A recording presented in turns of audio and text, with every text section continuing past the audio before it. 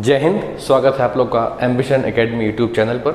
मेरा नाम आशीष है और जैसा कि आप लोग जानते हैं कि हम लोग अभी अपने पुराने वीडियोस में गॉस थ्योरम के बारे में डिस्कस कर रहे थे।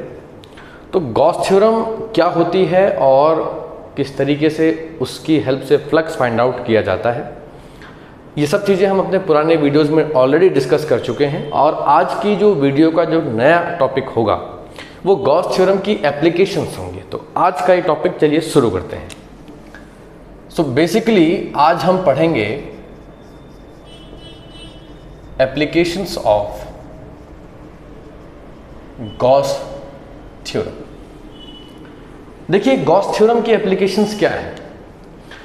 गॉस थ्योरम ने किसी चार्ज पार्टिकल को ध्यान में रखते हुए, अलग अलग शेप में उसको रखते हुए, अलग अलग सरफेस पर उसको डालते हुए क्या इलेक्ट्रिक फील्ड इंटेंसिटी बनेगी, क्या इलेक्ट्रिक फील्ड इंटेंसिटी कैलकुलेट कैसे की जाएगी, इसी के बारे में उन्होंने डिस्कस किया है, चर्चा की है। उसी को हमने नाम दे दिया है एप्लीकेशंस ऑफ गॉस थ्योरम। ठीक है, 5 एप्लीकेशंस हैं हमारे पास। सबसे पहली एप्लीकेशन जो है वो है इलेक्ट्रिक फील्ड इंटेंसिटी कैलकुलेट करना। Electric field intensity due to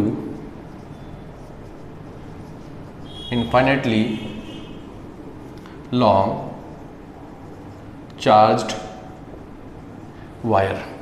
ठीक है, एक वायर है जो कि लेंथ कितनी है, इनफाइनाइट लेंथ की है और यूनिफॉर्मली चार्ज है, तो उसकी वजह से इलेक्ट्रिक फील्ड इंटेंसिटी कितना बनेगा। बल्कि आप यहाँ पर चार्ज के बजाय इसको यूनिफॉर्मली चार्ज अगर लिख लें तो ज़्यादा कन्वीनियंट रहेगा।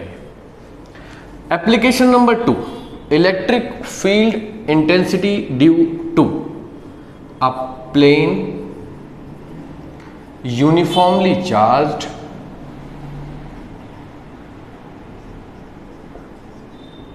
thin sheet। एक थिन शीट है कोई, थिन मतलब पतली, इसमें विड्थ देखिए, ध्यान रखिए यहाँ थिन वर्ड का मतलब ये हुआ कि हम यहाँ पर इसका जो विड्थ है उसको नेग्लिजिबल करके चल रहे हैं।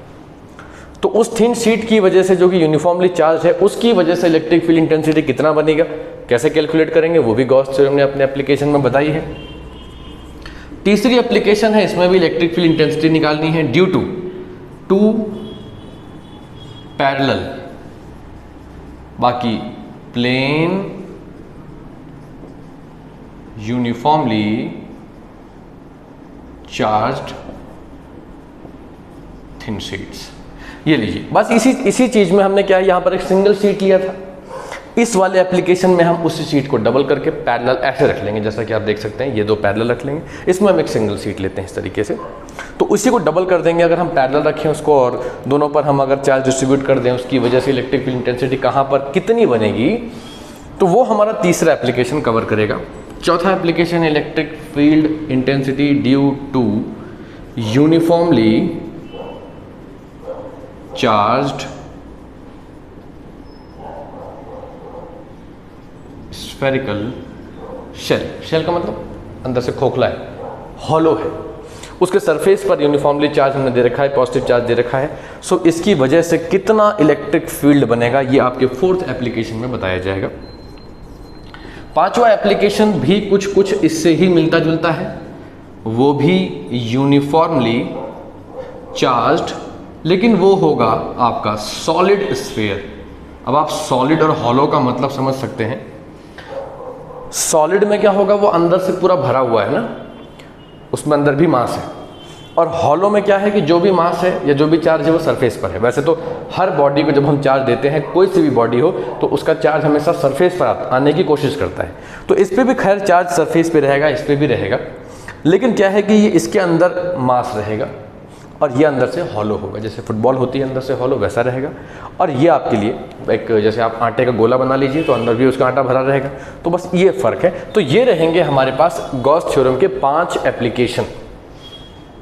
और ये पाँचों के पाँचों एप्लीकेशंस हमारे इस चैनल पर आपको 1 बाय 1 मिलेंगे। एक वीडियो, एक एप्लीकेशन के ऊपर आपके पास हम लेकर के आने की कोशिश करेंगे।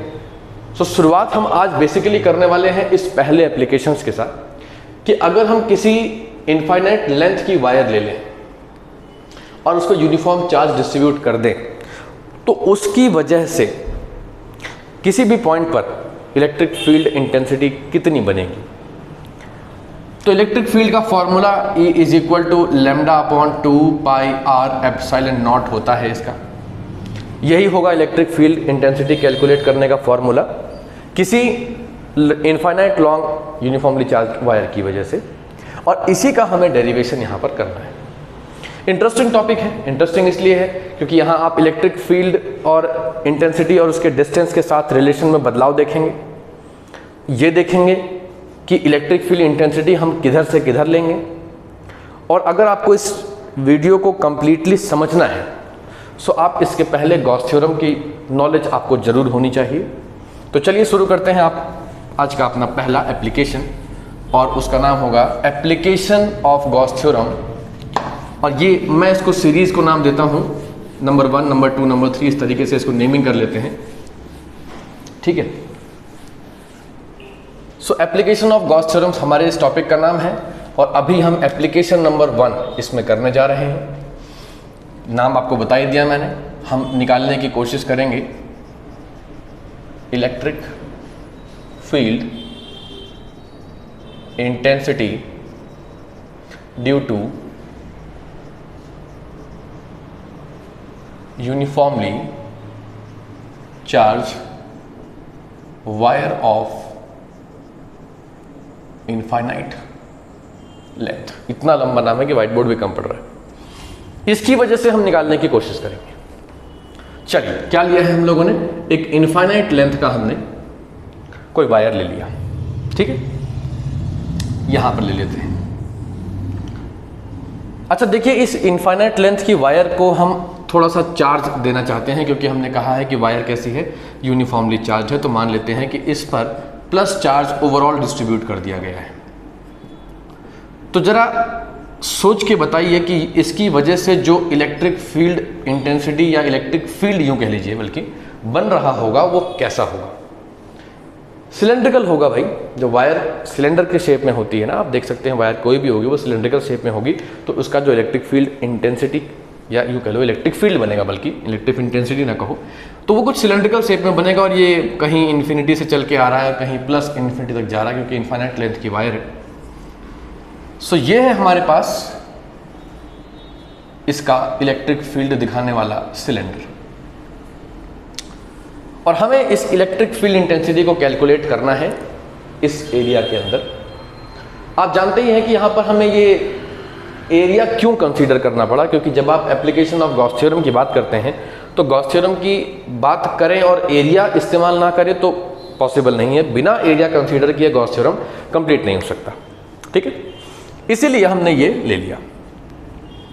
अब देख सकते हैं आप ये पॉजिटिव चूंकि चार्ज पार्टिकल है, तो लगातार इलेक्ट्रिक फील्ड लाइंस इसमें से निकल करके इस तरीके से बाहर जा रही होंगी, नीचे भी आ रही होंगी, ऊपर भी जा रही होंगी। ये लीजिए, इलेक्ट्रिक फील्ड इधर भी जा रहा होगा, इधर भी जा रहा होगा, ठीक है।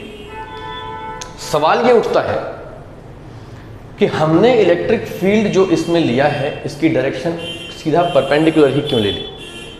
क्यों हमने इसकी डायरेक्शन बिल्कुल परपेंडिकुलर ले ली, जबकि हम ये मान सकते हैं, हमने पहले पढ़ा हुआ भी है कि भैया ये जो चार्ज पार्टिकल जो पॉजिटिव चार्ज यहाँ है, अब चूंकि तुम्हें इसी पॉइंट पर इलेक्ट्रिक फील्ड की इंटेंसिटी निकालनी है जो कि r डिस्टेंस दूर है, ध्यान रखिएगा।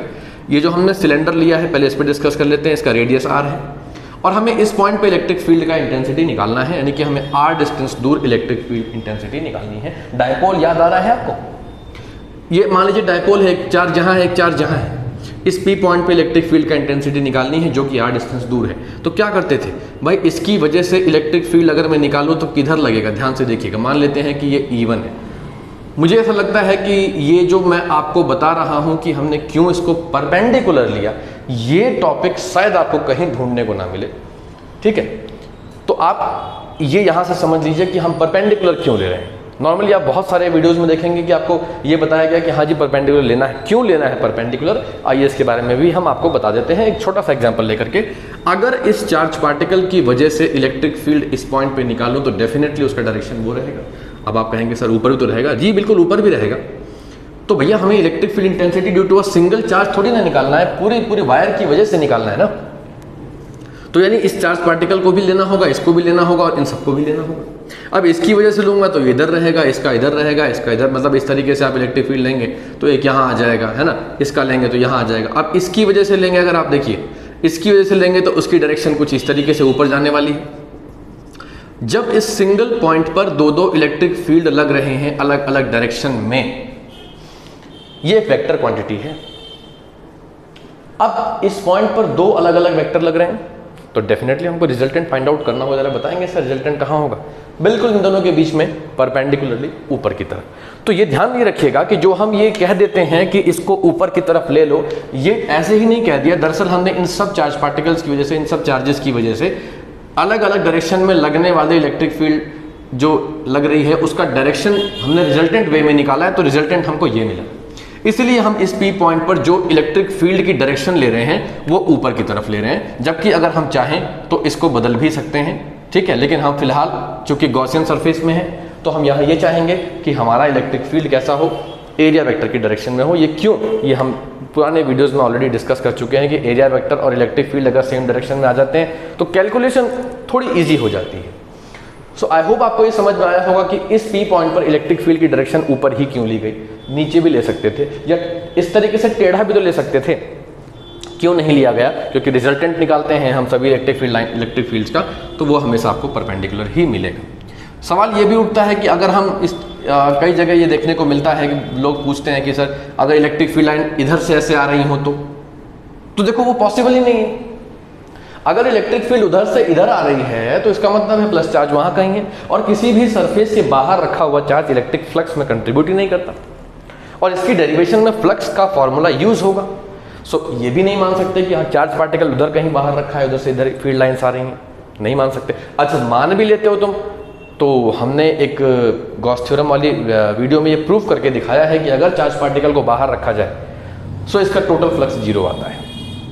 तो इसलिए हमको इलेक्ट्रिक फील्ड लाइन, चूंकि चार्ज पार्टिकल ऐसा है तो इससे निकल करके बाहर ही तो जाएंगे, सो इसलिए हमने इलेक्ट्रिक फील्ड की एक डायरेक्शन वो ले ली और एक ये ले ली।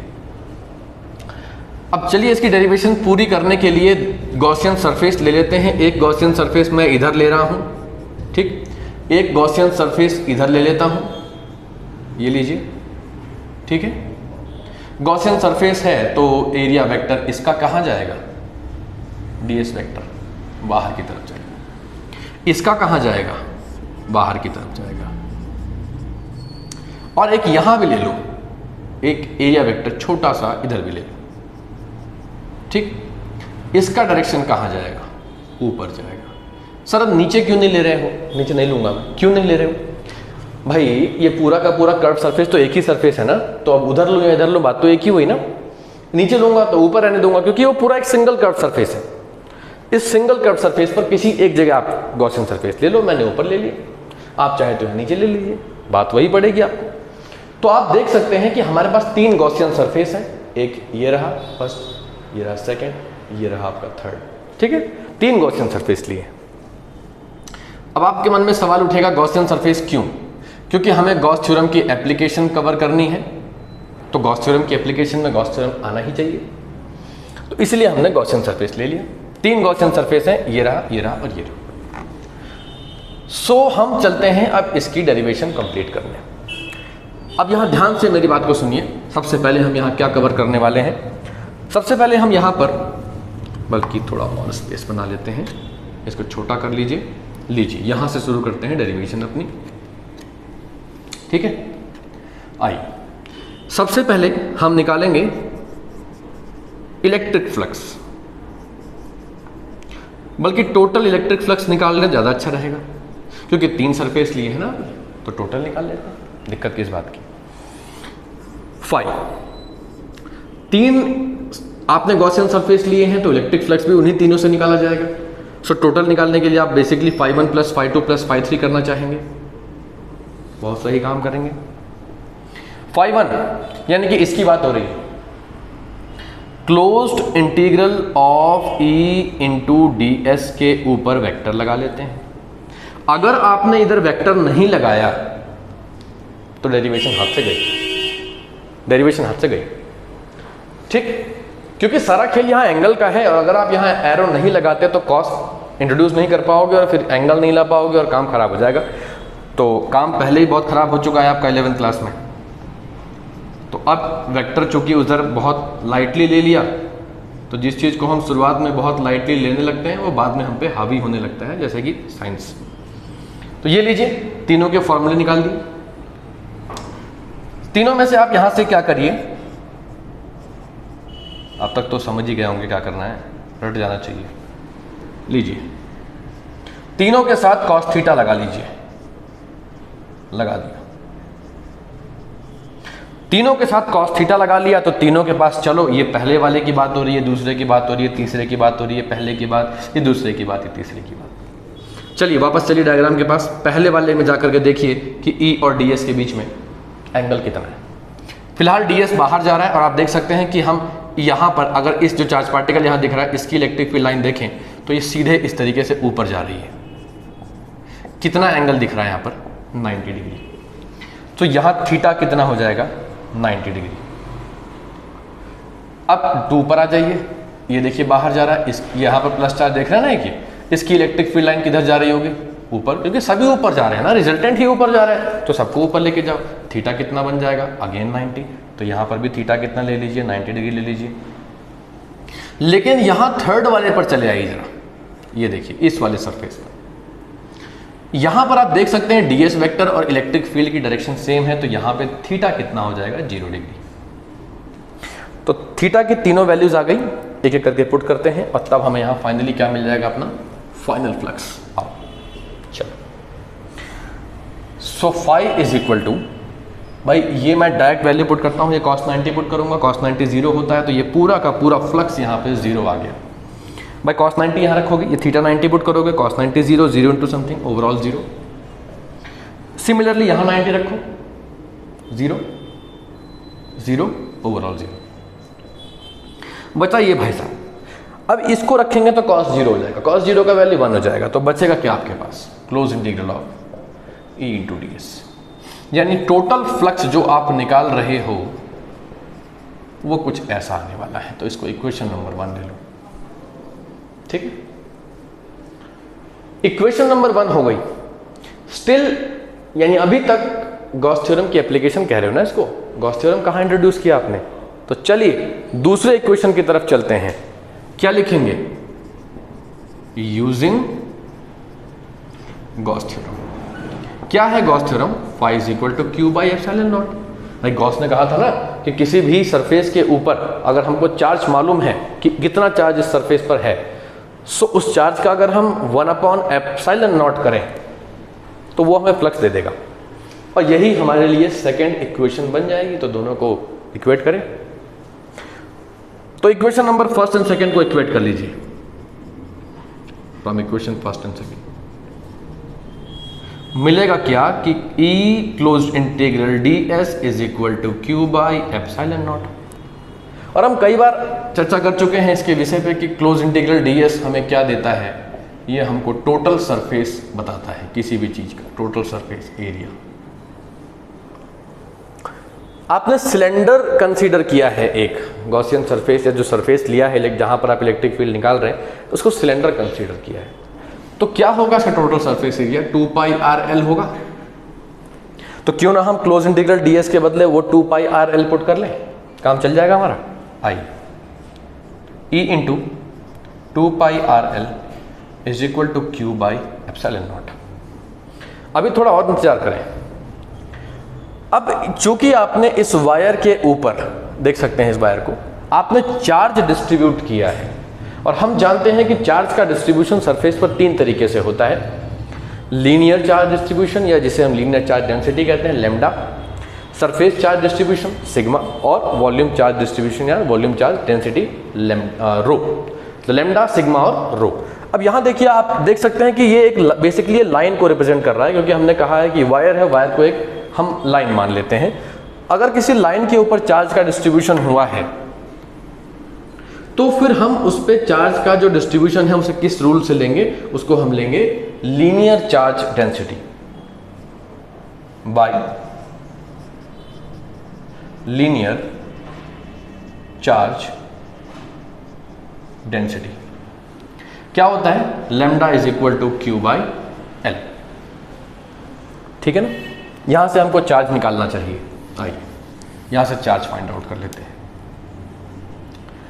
सो यहाँ से Q इज इक्वल टू हमें मिल जाएगा लैम्डा इंटू एल, भाई ये एल यहाँ मल्टीप्लाई करेंगे, उठाइए इसको यहाँ Q के बदले डाल दीजिए, ये Q के बदले Q का वैल्यू वो पुट कर दीजिए, तो लीजिए E into 2πr_l lambda into L और अपॉन में epsilon naught as it is चला दीजिए। चलिए एल से एल काट दीजिए, बचा क्या E into 2πr_l lambda by epsilon not, उठा के इधर से वहाँ हटा दीजिए क्योंकि आपको इलेक्ट्रिक फील्ड का इंटेंसिटी निकालना है। इलेक्ट्रिक फील्ड का इंटेंसिटी निकालना है तो हम यह E को छोड़ देते हैं, तो लैम्डा और ये आ जाएगा 2πr और ये L से L चूँकि कट चुका था तो बचा एप्सिलॉन नॉट, और यही है हमारे लिए इलेक्ट्रिक फील्ड इंटेंसिटी का फॉर्मूला किसी uniformly charged straight infinite length की वायर के लिए। तो E is equal to lambda upon 2πr epsilon naught, ठीक है। अब यहां पर आप जरा कंडीशन देखिए, 2 constant, pi constant, epsilon naught constant, और बचा क्या R। So E is inversely proportional to R आ रहा है इस कंडीशन में, ठीक है। नॉर्मली क्या आपको लगता है कि E is inversely proportional to R होता है? नहीं, इनवर्स तो होता है लेकिन स्क्वायर होता है। तो ध्यान ये रखिएगा कि जब हम शेप बदलेंगे, स्ट्रक्चर बदलेंगे, या जो भी हम सरफेस लेंगे उसको जैसे जैसे बदलते जाएंगे वैसे वैसे E की डिपेंडेंसी R पे भी बदलती चली जाएगी। यानी यहां तो आप देख रहे हैं कि R पे डिपेंड भी कर रहा है, लेकिन आगे कुछ एप्लीकेशन में R गायब हो जाएगा, R पे डिपेंड ही नहीं करेगा। तो गॉस की एप्लीकेशन में ये कुछ चीजें नहीं आती हैं कि भैया जी R के साथ उसका E का जो रिलेशन है, नॉर्मली हम यही जानते हैं कि E is inversely proportional to 1/r², तो ये रिलेशन बदलता रहता है। अब यहां आप देख सकते हैं स्क्वायर नहीं आ रहा है, इनवर्स प्रोपोर्शन में तो है लेकिन स्क्वायर में नहीं है। अभी हम आगे बढ़ेंगे तो आप देखेंगे R गायब हो जाएगा। तो आई थिंक ये जो डेरिवेशन मैंने कराई है आपको समझ में आ गई होगी, ठीक है। तो चलिए ऐसा करते हैं कि इसका जो है ग्राफ डिस्कस कर लिया जाए। अब जब यहाँ पर आप देख सकते हैं E is inversely proportional to 1/r introduce हो गया, तो भैया ये ग्राफ बदल देगा अब तो, ठीक है। पुराने ग्राफ और नए ग्राफ दोनों पर चर्चा कर लेते हैं। मैं ये नहीं कहूँगा पुराना ग्राफ देख लीजिएगा, हम ही देख लेते हैं कि दोनों ग्राफ में क्या फर्क आने वाला है। तो अगर यहाँ पर आपसे ग्राफ ड्रॉ करने के लिए बोल दिया जाए तो ग्राफ ड्रॉ कैसे करेंगे, चलो इसके बारे में थोड़ा सा चर्चा कर लेते हैं, ठीक है। देखिए अभी तक हम जानते थे कि जो E है हमारा वो कुछ ये कंडीशन लेके चलता है। तो जब हम यहाँ E और R के बीच में ग्राफ ड्रॉ किया करते थे तो आपको ध्यान होगा कि ग्राफ कुछ ऐसा आया करता था, यहाँ ज़्यादा गैप होता था, यहाँ गैप कम होता था, इस स्क्वायर की वजह से ये फर्क आता था। अब देखिए इनवर्स प्रोपोर्शन में है तो ग्राफ तो कर्व आएगा, ये तो क्लियर है, क्योंकि ये तो हम जानते हैं अगर दो क्वांटिटीज डायरेक्ट प्रोपोर्शन में है तो ग्राफ स्ट्रेट आएगा, इनवर्स प्रोपोर्शन में तो कर्व आएगा। अब चूंकि स्क्वायर लग गया तो यहाँ पर गैप थोड़ा ज़्यादा छूट जाएगा, यहाँ पे गैप कम छूट जाएगा, क्योंकि ये देखिए इसमें स्लाइटली अगर हम यहाँ पे इसकी वैल्यू 1 रखेंगे तो उसका इफेक्ट इलेक्ट्रिक फील्ड पे कितना पड़ेगा, स्क्वायर टाइम्स पड़ेगा। मतलब 2 रखेंगे तो क्या पड़ेगा, इफेक्ट पड़ेगा 4 टाइम्स वाला, यानी इसका 2 का स्क्वायर करेंगे 4 हो जाएगा, तो इफेक्ट कितना पड़ेगा, जैसे हम 4 मीटर दूर चले गए हैं, ठीक है। तो इसलिए यहाँ पर गैप ज़्यादा, यहाँ पर गैप कम छोड़ते हैं। ये हम जो बता रहे हैं ना आपको, ये किस हिसाब से बता रहे हैं, ये जो हम वो फॉर्मूला था ना 1/4πε0 Q/r², इसके हिसाब से बता रहे हैं। लेकिन अभी तो कहानी ही बदल गई।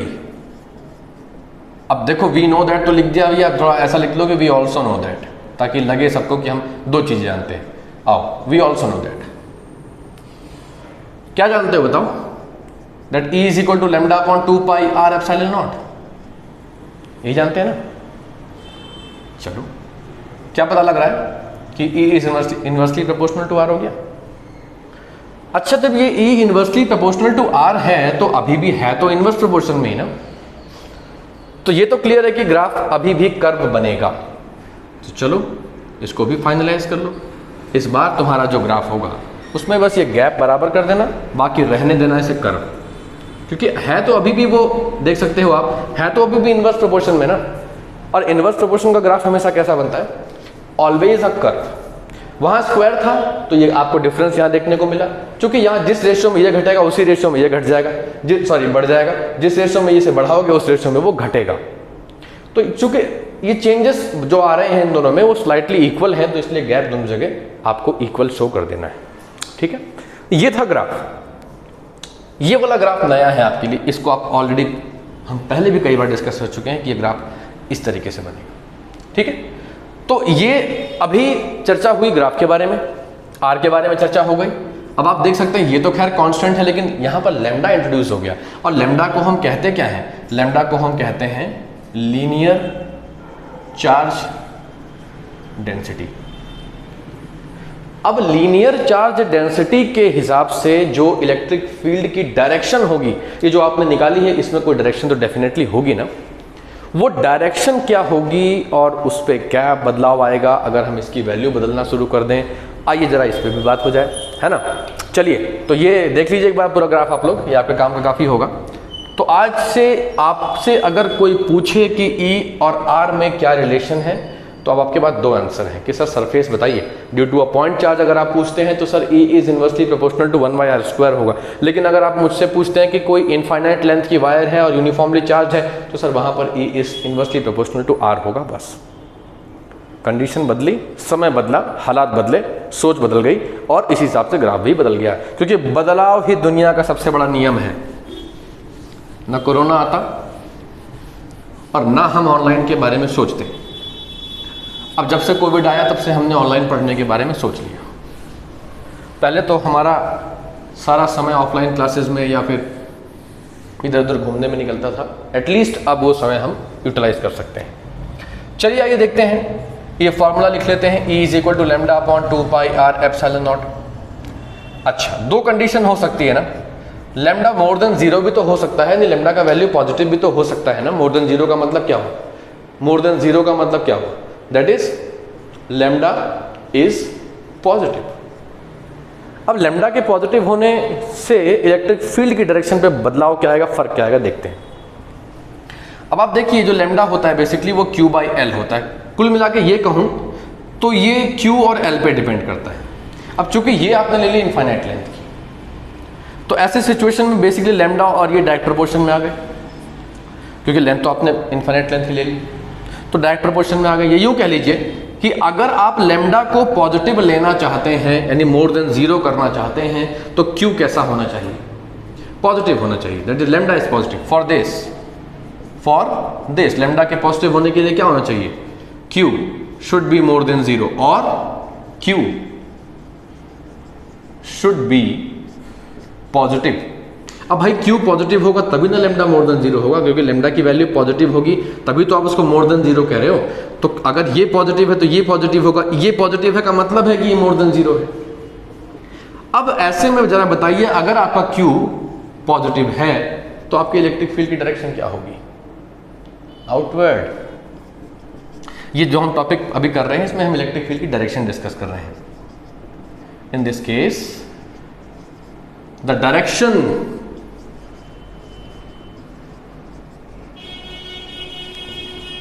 Will be outward. और डायरेक्शन किसकी, इलेक्ट्रिक फील्ड की आउटवर्ड होगी। क्या होता है आउटवर्ड का मतलब,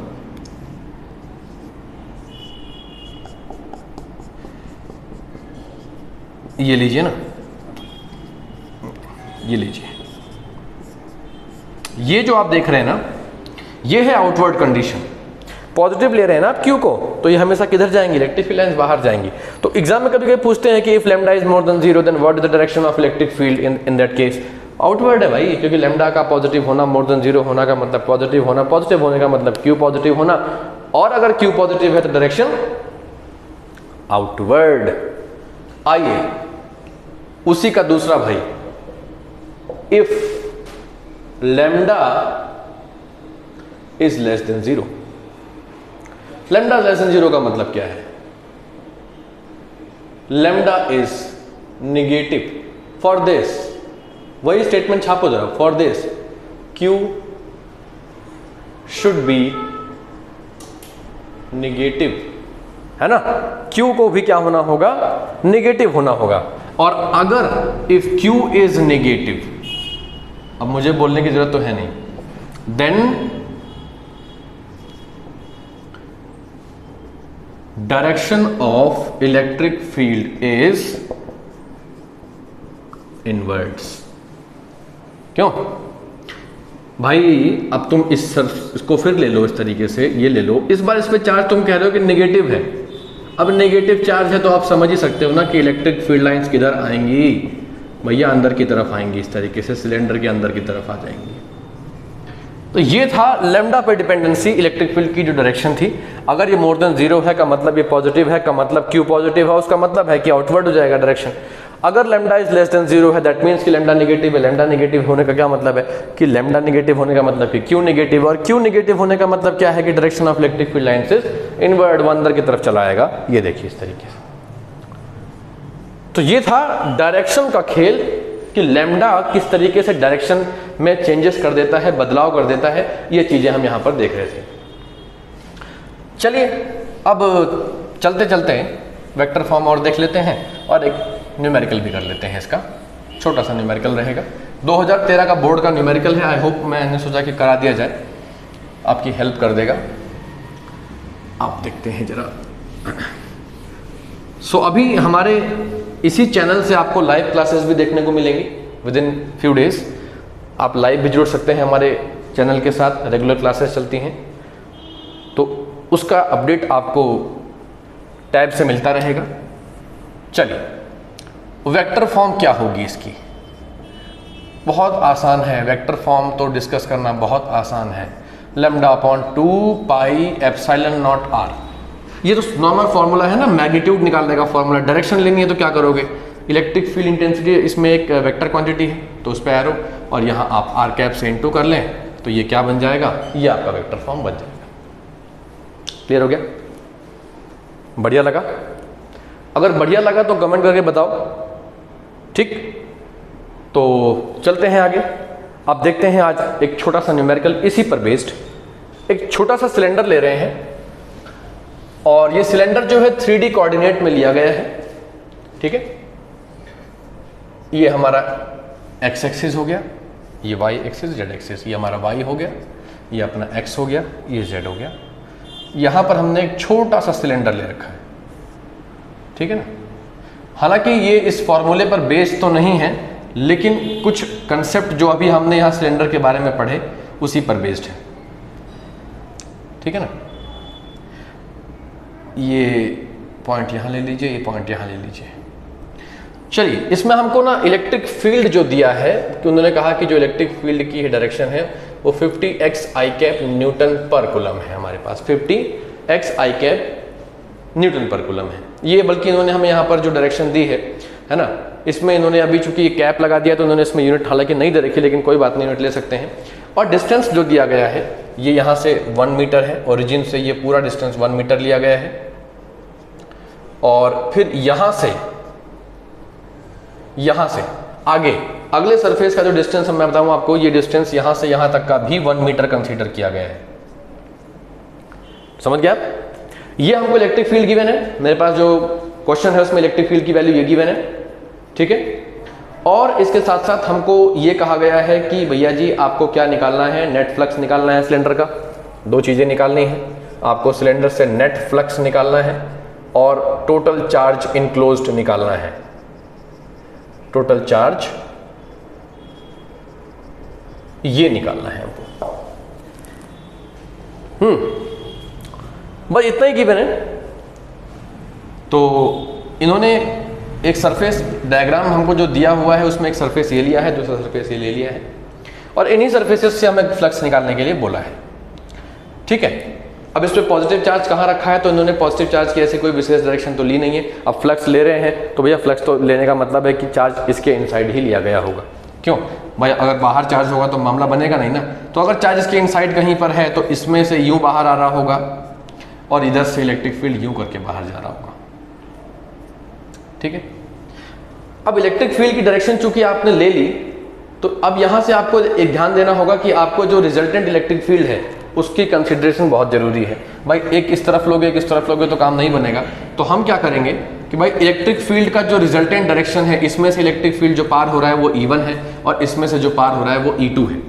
और दोनों की डायरेक्शन हमने फिलहाल एक डायरेक्शन में ली है, क्योंकि हमने पहले भी कहा कि आपके पास जो सिलेंडर आप लेते हो उस पर एक पॉइंट पर जहां इलेक्ट्रिक फ्लक्स निकालना होता है या फील्ड निकालना होता है, उस पर आप अलग अलग डायरेक्शन में इलेक्ट्रिक फील्ड इंटेंसिटी जा रही होती है, लेकिन हमको रिजल्टेंट लेना होता है एक। तो रिजल्टेंट डायरेक्शन हमने ये कंसीडर कर ली कि दोनों में इलेक्ट्रिक फील्ड बाहर की तरफ जा रहा है। ठीक है, सिर्फ एक सिलेंडर है, चार्ज नहीं है, तो मान ये भी सकते हैं कि भैया चार्ज से आपस में बाहर लिया गया हो। हालांकि ये हमें जो हमें क्वेश्चन गिवन है उसमें ये मेंशन नहीं है, हाँ इतना बोला है कि ये हॉलो है। हॉलो है तो इस पे सरफेस पे चार्ज होना चाहिए था, लेकिन उन्होंने कहा नहीं, तो हम यहाँ मान रहे हैं कि सेंटर पे कहीं पर रखा होगा। अब प्रॉब्लम यह है कि सेंटर पे रखे हुए चार्ज पार्टिकल की वजह से फ्लक्स कैसे कैलकुलेट करें, तो हमने ये कंसीडर किया कि इसके सरफेस पर यूनिफॉर्म चार्ज डिस्ट्रीब्यूट कर रखा गया, इस पर और इस पर, इस पर और इस पर। सो इस कंडीशन में अब हमें टोटल अगर फ्लक्स निकालना है तो कुछ चीज़ें और देख लेते हैं। जैसे हमें इसका रेडियस गिवन है, इसका रेडियस है आपके पास लगभग 25 सेंटीमीटर स्क्वायर गिवन है और इसकी लेंथ गिवन है 1 मीटर, तो लेंथ तो आ गई, लेकिन इसका रेडियस हमको दिया गया है 25 सेंटीमीटर स्क्वायर। और ये डायरेक्शन आप ये मान लीजिए कि हमें मुझे जो क्वेश्चन दिया गया है, जिसमें मैं करा रहा हूँ आपको, 2013 में जो CBSE में आया था, इसमें जो डायरेक्शन इलेक्ट्रिक फील्ड की, बल्कि मैं आपको बता दूं तो हम ये जो ले रहे हैं, कंसीडर कर रहे हैं, ये गिवन है हमको, ये हमको ऑलरेडी गिवन है कि इलेक्ट्रिक फील्ड की डायरेक्शन इस तरफ लीजिए। अब आप देख सकते हैं कि ये सेंटीमीटर में है। हमने आपको एक वीडियो अपनी अपलोड की थी, हाउ टू सॉल्व न्यूमेरिकल, उसमें आपको बताया था कि आप सबसे पहले तो कहा गया हो या ना कहा गया हो, सारे गिवन जो डेटा है उसको आप CGS के बजाय SI में कन्वर्ट कर लें। तो ये आप देख सकते हैं सेंटीमीटर में गिवन है, तो अगर मैं इसको 10⁻⁻⁴ से मल्टीप्लाई कर लूं, है ना, बल्कि ये मेरे ख्याल से रेडियस नहीं गिवन है, ये आपको क्रॉस सेक्शन एरिया गिवन है, सॉरी ये क्रॉस सेक्शन एरिया गिवन है आपको, ये जो आपने सरफेस लिए हैं, सॉरी फॉर द मिस्टेक, ये क्रॉस सेक्शन एरिया गिवन है। असल में मैंने क्वेश्चन लिखा नहीं है तो ये इसलिए बार बार मिस्टेक हो रहा है। तो क्रॉस सेक्शन एरिया आपको गिवन है। अब ये चूंकि सेंटीमीटर स्क्वायर में है तो इसको मीटर स्क्वायर में चेंज करने के लिए मैंने -4 से मल्टीप्लाई कर दिया। आप जानते हैं सेंटीमीटर को मीटर में अगर लाना है तो 10⁻⁻² से करोगे। यहाँ 2 सेंटीमीटर है तो 10⁻⁻1, फिर 10⁻⁻2 दूसरा, 10⁻⁻4 ओवरऑल बन जाएगा। ये हमारा क्रॉस सेक्शन एरिया ऑलरेडी दे रखा है। ठीक है, तो चलिए हम ऐसा करते हैं, हमें टोटल फ्लक्स निकालना है। तो यहाँ पर देखिए, इस सरफेस का, इस वाले का एरिया वेक्टर इधर बाहर की तरफ जा रहा होगा और इसका भी एरिया वेक्टर इधर बाहर की तरफ जा रहा होगा। पहले इसका फ्लक्स निकाल लें, फिर उसका फ्लक्स निकाल लें, फिर दोनों को ऐड कर लें, यही तो टोटल फ्लक्स होता है। चलिए देखते आइए। तो पहले सबसे हम निकालते हैं, इसको क्या नाम दे दें, इसको नाम A दे देते हैं, इसको B दे देते हैं। हम फ्लक्स निकाल रहे हैं A वाला। यहां पर क्या फॉर्मूला होगा फ्लक्स निकालने का, closed integral of E into ds, vector ले लो, फिर इसके बाद इसमें आप cos थीटा लगा दो। यहां आके देखें तो थीटा कितना मिलता है, 180 डिग्री मिलता है, तो यहां 180 लगा दीजिए,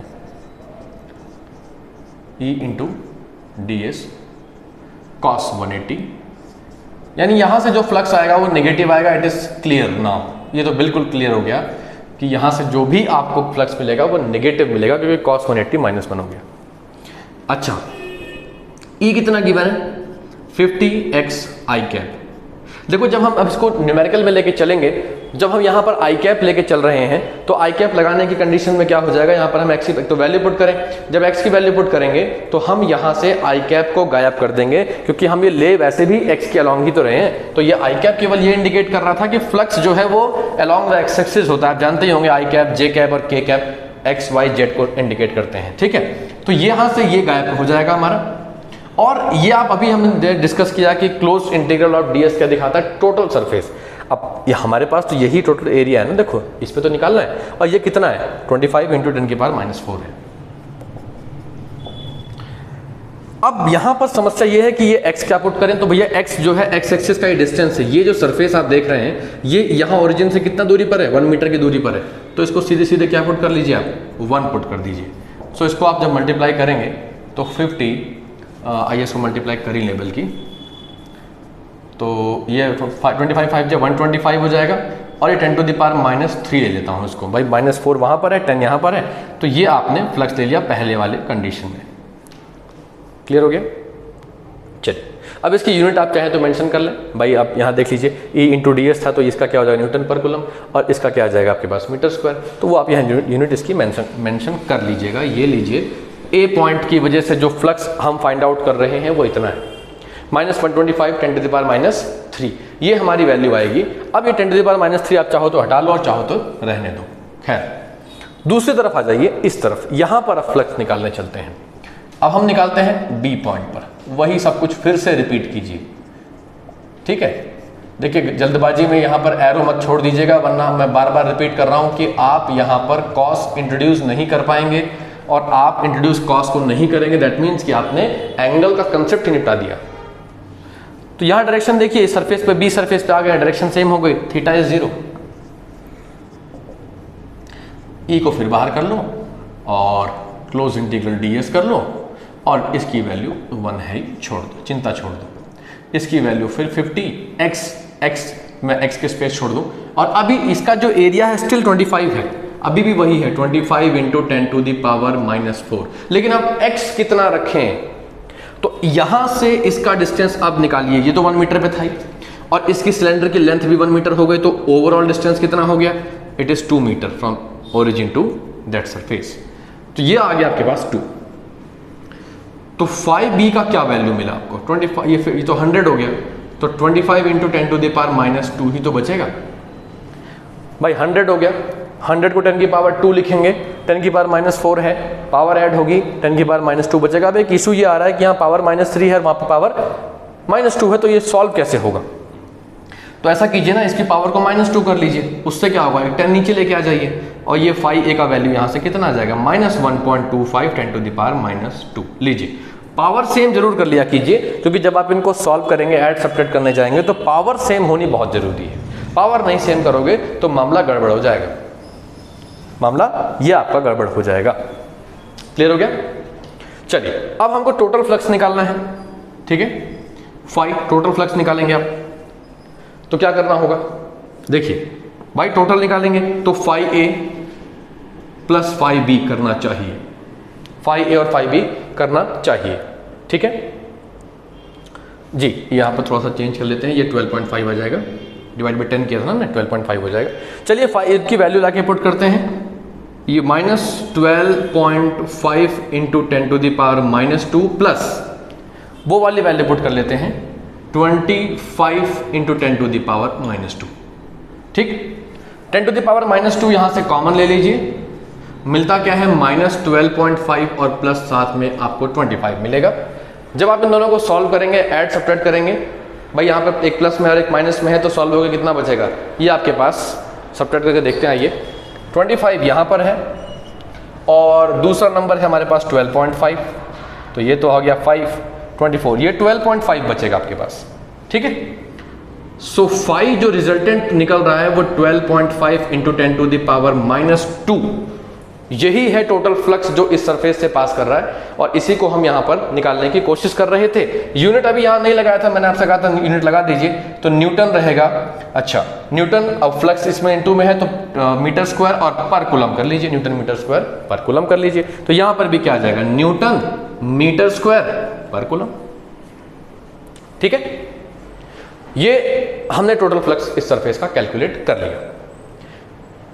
टोटल फ्लक्स जब कैलकुलेट कर लिया हमने, तो अभी हमें क्या निकालना है, देखिए टोटल फ्लक्स तो निकल गया, नेट फ्लक्स तो निकल गया, अब टोटल चार्ज निकालने के लिए कहा है।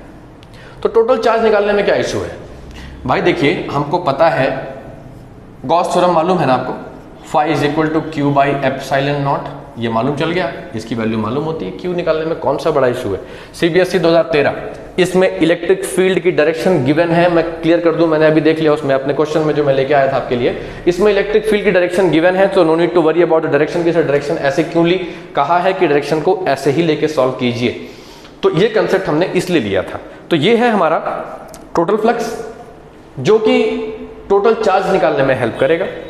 तो मेरे पास जगह तो है नहीं, अगर आप चाहें तो इसका एक स्क्रीनशॉट ले लें, नोट डाउन कर लें, तो हम इसका टोटल चार्ज भी निकाल लें। चलें आगे बढ़ें, चलो लो जी।